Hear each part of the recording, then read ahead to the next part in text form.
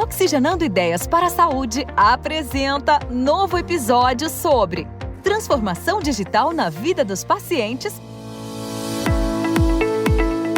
Olá, seja muito bem-vindo ao podcast Oxigenando Ideias para a Saúde. Eu sou Eduardo Mangione, CEO da ePharma, e convido você para se conectar às tendências e novidades junto aos protagonistas que estão transformando o mercado de saúde no Brasil. O modelo tradicional brasileiro de saúde é baseado em lucro com doenças versus atenção primária preventiva. Nesse modelo, ainda existe muita fricção e uma falta de alinhamento de incentivos dos diferentes players, o que torna difícil colocar o paciente no centro e trabalhar de maneira mais eficiente e transparente.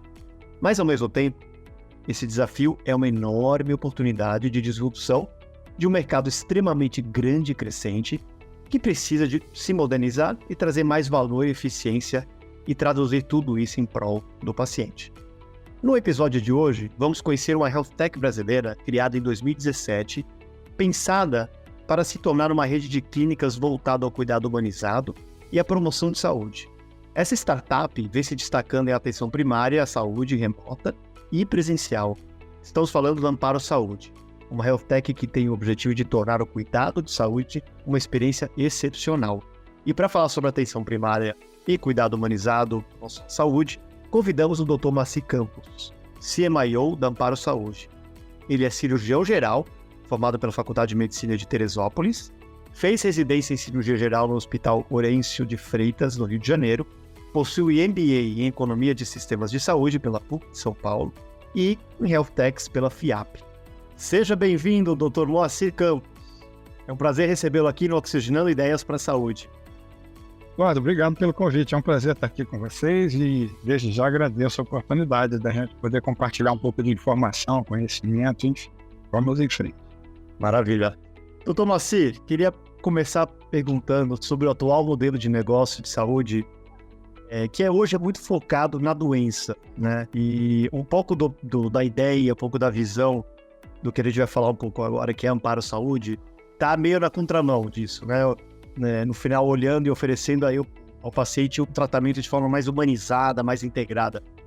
O que eu queria entender para a gente começar o bate-papo é como que o modelo de assistência focado em tratar a doença, em vez de prevenção, afeta a qualidade e a eficiência dos cuidados de saúde? Eduardo, a gente tem que olhar um pouquinho para a história do ser humano, história da humanidade, para entender como e por que nós chegamos à situação que a gente tem hoje. Então, historicamente, se você for lá na Idade Média, os hospitais eles surgiram dentro de um modelo de estarem alocados dentro de convento, mosteiros, onde eles recebiam e tratavam dos indigentes, das pessoas que tinham doenças infecciosas. Então, começa um modelo calcado em doença. Ao longo dos séculos, e depois da Guerra do Vietnã, por exemplo, com incorporação tecnológica, houve novamente um reforço de olhar para a doença. E aí, com esse modelo que a gente tem no Ocidente, isso foi gerando uma situação tal de aumento de custo versus modelo de remuneração. Num ambiente onde o paciente, tem assimetria de informação, nós chegamos ao imbróglio que a gente chegou hoje. Então, o que acontece? Em algum momento na história, tanto no modelo americano como no modelo europeu, começa a existir a oportunidade de focar em prevenção e promoção. Então, em vez de tratar a doença já instalada, em vez de eu esperar a doença instalada, gerar uma série de prejuízos, uma série de eventos adversos ao paciente, eu olho tentando promover a saúde. Então, com isso eu consigo ter um modelo um pouco distinto, que é modelo não mais baseado em doença, mas modelo baseado em saúde. Olha, meu alvo é perseguir um status quo desse paciente, de tal forma que eu evite que ele adoeça. Tá? Então é basicamente isso. Bacana. E eu vejo não só... Tem algumas nuvens aí aparecendo no mercado com essa mesma filosofia, né? Inclusive farmácias nos Estados Unidos, né? Agora chegando também um pouco no Brasil, com a RD, com algumas outras, com a mesma filosofia de a gente precisa começar a virar a chave e falar um pouco mais de healthcare e não de sick care, né? Então, eu acho que é bem nessa linha. E quais seriam as principais críticas em relação ao modelo tradicional e como que a abordagem de atenção primária pode superar esses desafios? Veja, muitas das vezes a intenção não é procurar culpados, não é incriminar seja quem quer que seja no sistema de saúde, a cadeia produtiva da saúde, mas é encontrar soluções e caminhos para tornar a saúde, tornar a assistência de tal forma economicamente viável um conceito de sustentabilidade. Então você citou as farmácias nos Estados Unidos. O modelo americano hoje é interessante porque ele tem a abertura para uma série de modelos distintos, né? Se a gente for olhar, por exemplo, hoje o modelo assistencial nos Estados Unidos que menos gera, é menor carga de judicialização, é a Minus Clinic. São clínicas populares, quem faz o atendimento é a enfermeira, e lá, da mesma forma que agora está começando a surgir aqui no Brasil, no SUS e na iniciativa privada, ela tem a prerrogativa de poder atender o paciente, prescrever a medicação, pedir exame, prescrever, por exemplo, antibiótico. Tá? Então, eu tenho um amigo em particular que teve nos Estados Unidos no evento, sentiu uma dor abdominal, foi até uma mini-clínica, foi atendida por uma senhora que pediu o exame de urina. O exame de urina foi feito na hora, identificado uma infecção urinária, prescrito antibiótico, e ele chegou em São Paulo, feliz da vida. Moacir, fui atendido por uma doutora fantástica. Aí ele pegou a receita, mostrou para mim e falei, querido, a receita foi feita por uma enfermeira. Como? Eu fui atendido por uma enfermeira? Eu falei, pode, não só pode, como deve. Tá? Então, olhando para dentro de casa, hoje a equipe da Amparo que atende o paciente é constituída por uma enfermeira e por um médico. Exemplos.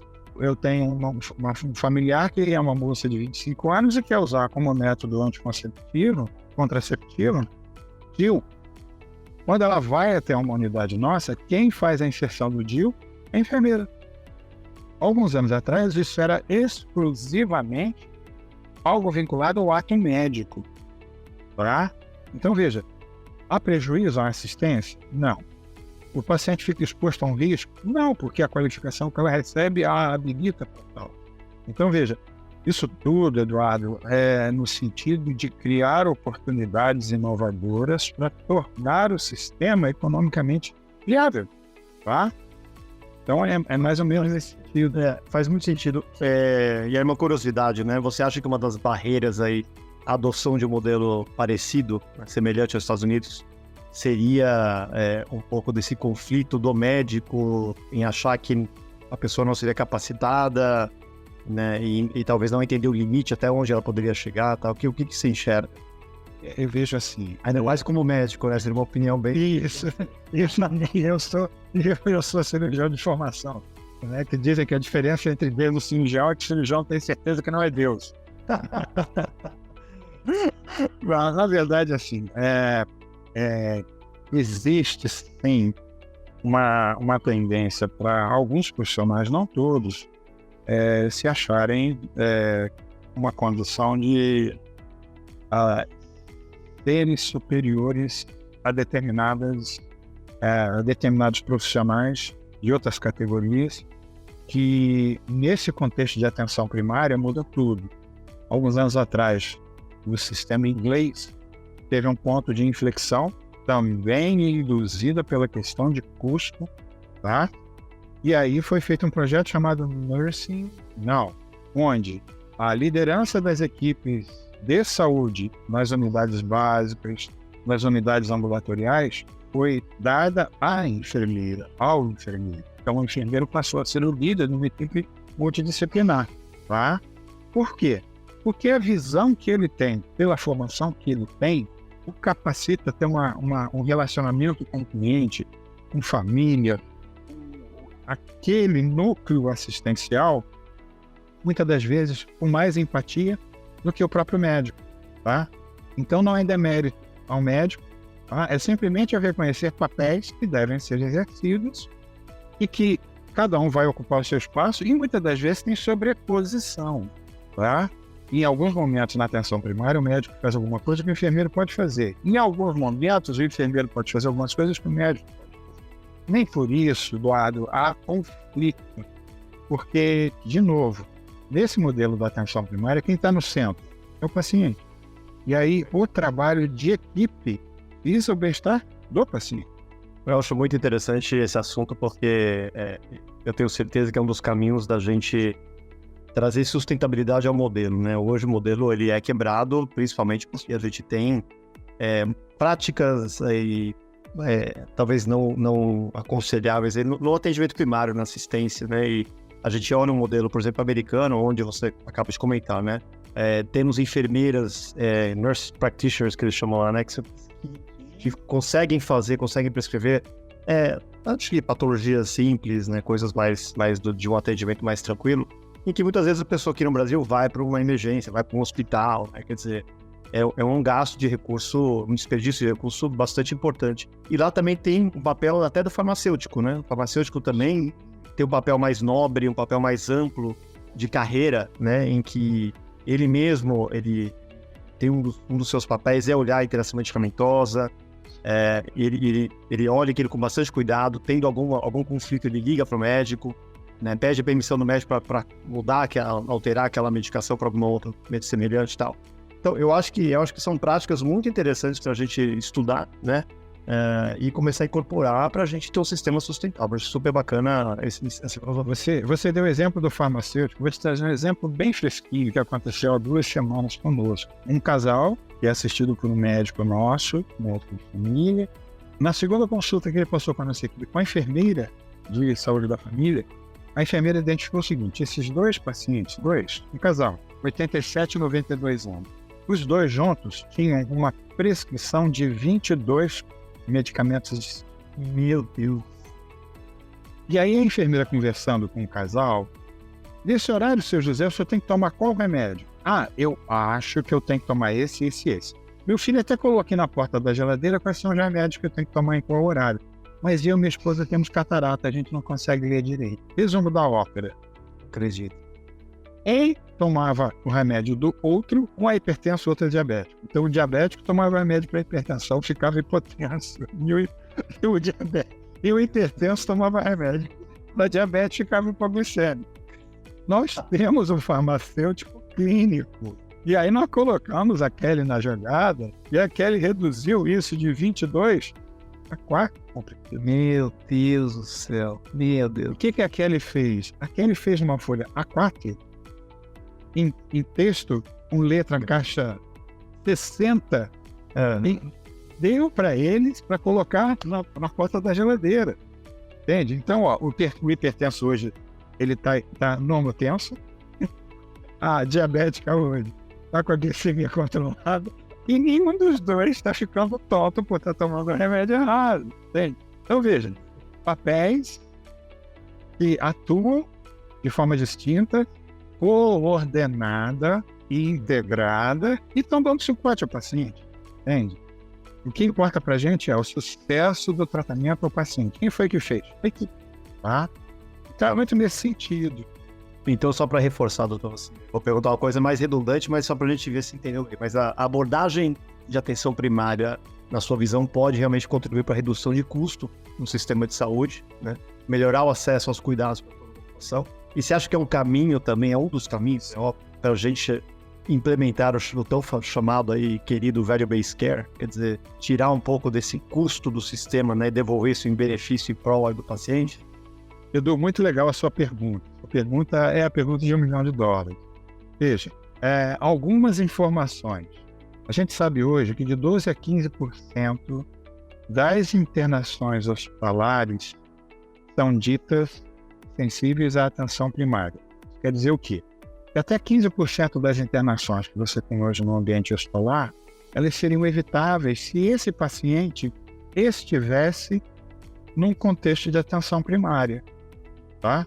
Então, é o diabético, é o hipertenso, é o paciente que tem enfisema pulmonar, é o paciente que tem sequela de um AVC, que, pelo fato dele estar solto, por assim dizer, sem uma assistência adequada, ele deteriora a sua condição clínica, e isso leva esse paciente a ir para um pronto-socorro e ser internado. Então, se ele está sob a guarda de uma equipe multidisciplinar, e diferentemente do modelo tradicional, o modelo tradicional é reativo. Eu vou no médico quando eu preciso. O modelo de EPS, não. Eu sou proativo. Tá? Eu identifico esse paciente, capturo esse paciente, ativo, engajo e estabeleço um diálogo contínuo com ele. tá? Então, primeiro passo, eu consigo reduzir até em 15% o custo de internação. Segundo passo, o conceito básico da APS é eu estudar uma carteira de beneficiários, identificar todos eles e qualificar esses usuários para saber se A, B ou C tem qual doença. Então, se eu sou hipertenso, eu coloco esse paciente numa linha de cuidado de hipertensão. Se a minha esposa está grávida, eu coloco ela na linha de cuidado de gestante. Isso implica que, ao longo da gestação, ela terá, no mínimo, 8 consultas. Ela terá acompanhamento de peso, nível de pressão, os exames. Então, eu consigo entregar, ao final dessa gestação, uma gestante que não terá um parto prematuro, uma gestante que não gerará uma criança recém-nata prematura e tem um custo absurdamente. Tá?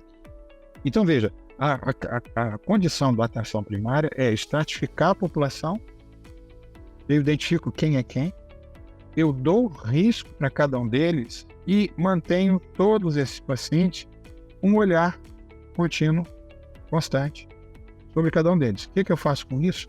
Eu promovo a saúde e eu faço a prevenção. Então, hoje eu estou numa visita no Hospital do Amor, em Barretos. Acabei de fazer uma visita guiada à unidade de prevenção. Como é que funciona aqui?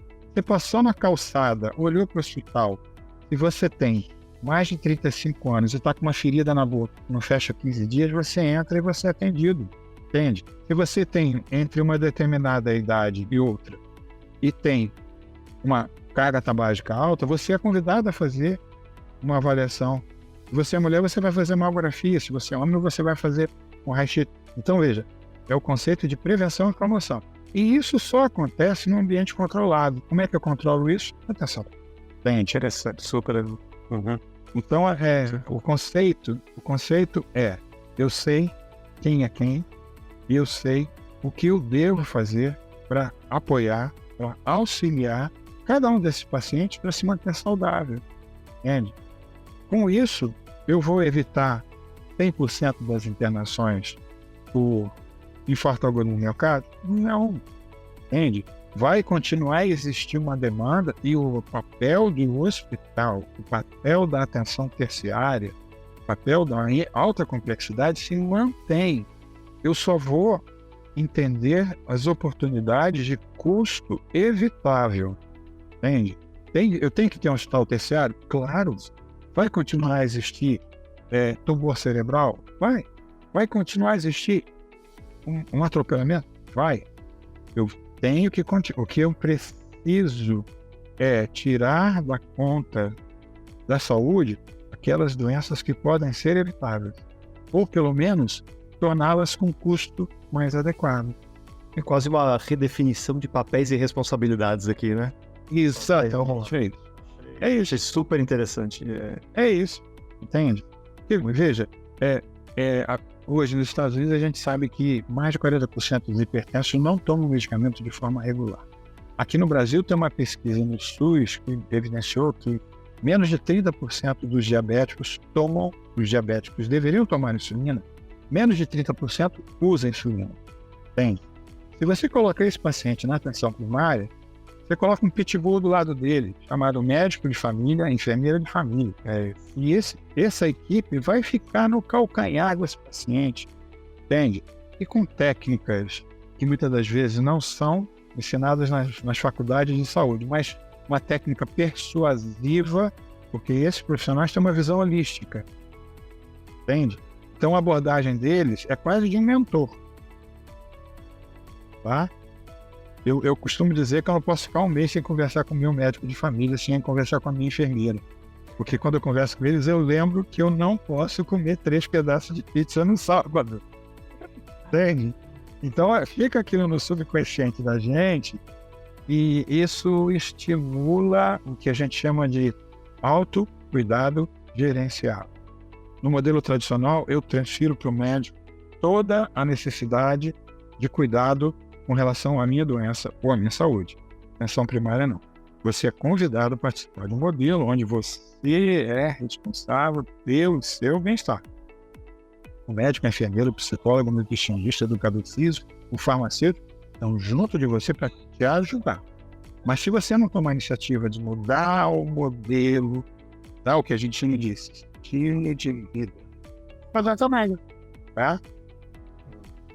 E interessante você comenta nesse modelo, que eu captei também de diferente, é um pouco do olhar individualizado, né? Se a gente consegue estratificar, identificar e de alguma maneira monitorar, engajar de maneira individualizada, eu acho que é a fórmula que realmente deve funcionar melhor, porque a pessoa se sente realmente amparada, né? Ela se sente atendida muito melhor do que algo que é genérico, né? Então eu acredito muito nesse modelo, porque no final das contas você deu vários exemplos de mudança de hábito, precisa de disciplina, precisa de lembrete, não adianta, né? Senão, quer dizer, o crônico não engaja, a adesão ao tratamento não acontece, então super bacana o modelo. E quando você fala de doença crônica não transmissível, o componente mais comum nesse grupo social chama-se de procrastinação. Entende? A gente costuma dizer que o APS tem um modelo de um olhar antropológico. Você tem que mexer na cabeça do gordo, tem que mexer na cabeça do hipertenso, do diabético, do sedentário. Então, isso gera uma abordagem que muitas das vezes, se você não tem essa proximidade que você falou, a personalização, a gente costuma dizer que internamente que o conceito do amparo é uma equipe para você chamar de sua, porque você sabe o nome do seu médico, do seu enfermeiro, a técnica de enfermagem, tem um telefone que ela disponibiliza para você, que você vai ligar para ela a hora que precisar, e ela, quando atender, vai dizer assim: oi, seu Moacir, tudo bem com o senhor? Então, nesse intuito, de você tornar essa relação não fria, mas uma relação exatamente o que eu falo, personalizada. E doutor Moacir, agora saindo um pouco do tema, queria entender um pouco uma história aqui de início de carreira, né, do doutor aí. No início da sua carreira, o senhor trabalhou com administração pública, quando ajudou a implementar aí o segundo projeto de saúde da família no Brasil. Esse trabalho, pelo que eu entendi, foi realizado em Quissamã, no interior do Rio de Janeiro, onde o prefeito, vereadores e outros apoiadores destinavam parte de seus salários ao Fundo Municipal de Assistência Social. Algo que é difícil acreditar no Brasil de hoje, né? Parece ficção científica isso aqui, mas vamos lá. Queria que você contasse pra gente como foi essa experiência voltada a expandir o serviço de saúde naquele município. Como que isso influenciou sua visão, sua carreira? Porque eu acho que deve ter tido uma influência grande aqui, né, no trabalho. Sim. Edu, foi uma experiência maravilhosa, porque mostra que a gente pode acreditar nas pessoas, né? Mostra que quando a Constituição fala que todos são inocentes até que se prove o contrário. Veja, a minha formação é cirurgia, e assim que eu saí da residência, eu fui trabalhar no município de Quissamã, recém-emancipado de Macaé, e por conta de royalties de petróleo, o município era rico.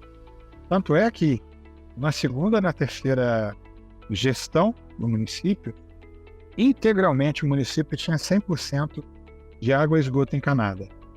O prefeito, ele era de uma família rica, de uma família que lidava com agronegócio, e ele tinha um acordo de cavalheiros entre as lideranças, vereadores, e o salário desses líderes todos eram doados espontaneamente para o Fundo Municipal de Saúde. E naquela ocasião, Niterói, no Rio de Janeiro, tinha, na pessoa do Dr. Gilson Cantarino, que era secretário de Estado naquela ocasião, alguns projetos em parceria com Cuba. Naquela ocasião, eu acho que já era médico de família. E aí, a Dr. Roberto, que era o sanitarista que trabalhava conosco, foi conhecer o projeto em Niterói e foi conhecer o projeto em Cuba. E quando ele conversou, ele apresentou para o prefeito falou assim: é isso que eu quero. Né? Então, veja, eu absolutamente não tinha noção de saúde pública, eu era cirurgião, e eu fui à condição de, durante um ano e pouco, secretário de saúde, porque eu gerenciava o hospital do município. A secretária de saúde, Mara, no segundo governo do Dr. Otávio, não quis continuar, me convidou. A partir daquele momento, eu comecei a ter contato com saúde pública, com governo. E minha experiência foi muito boa. É claro que esse modelo não se aplica a 30% dos municípios brasileiros. É claro que esse modelo foi num contexto temporal, isso foi há quase 40 anos atrás, né? Muita coisa mudou, né? O mundo mudou, o modelo assistencial mudou, mas uma coisa que eu não abro mão de continuar acreditando nas pessoas e continuar acreditando. E tem muita gente competente do que pode, de alguma forma, contribuir, e mais do que nunca nós vivemos um momento de inflexão. A gente tem que rever o modelo que a gente tem hoje, tem que rever quais são as oportunidades que já estão de alguma forma funcionando em alguns locais, alguns países, e dentro das devidas proporções, trazer para o Brasil. Eu sei que certamente essa experiência despertou o seu interesse também pela gestão e administração, né? Ao vivenciar de perto aí desafios e possibilidades de melhorar, de aprimorar o sistema de saúde e oferecer um atendimento de qualidade para a população. Acho que deu aquela sensação de que é possível, né? Que dá para fazer algo diferente mesmo. Desde então, o doutor decidiu se dedicar ao empreendedorismo e inovação. Por isso que criou, em 2017, a CareNet, como a healthcare. O que eu queria entender é como que essa healthcare tem participado de outros projetos ligados à inovação. Ela existe ainda? Ela está ativa? O que seria exatamente, para que a gente entenda um pouco melhor? CareNet é uma healthcare, uma healthtech.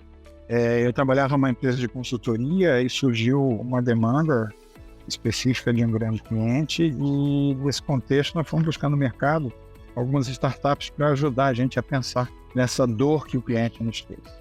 E aí eu conheci a CareNet, eles nos ajudaram a construir a solução para aquele problema. E isso já vão mais de 5 anos. E aí, quando eu saí dessa empresa, o fundador da CareNet me chamou, falou: Moacir, eu queria conversar com você, que eu acho que a gente tem muita sinergia.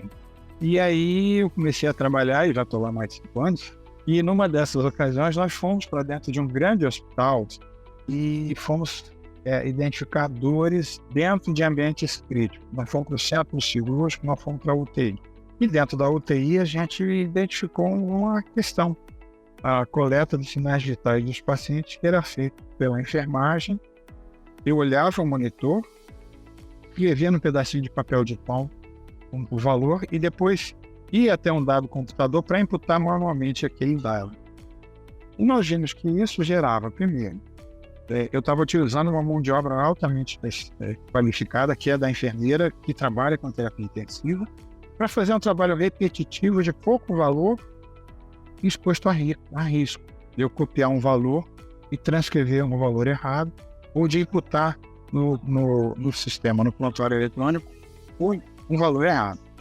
Então o que nós criamos foi isso, uma plataforma de interoperabilidade, onde eu tenho uma biblioteca de drivers de integração de monitores multiparamétricos, respirador, bomba de aparelho hemodiálise.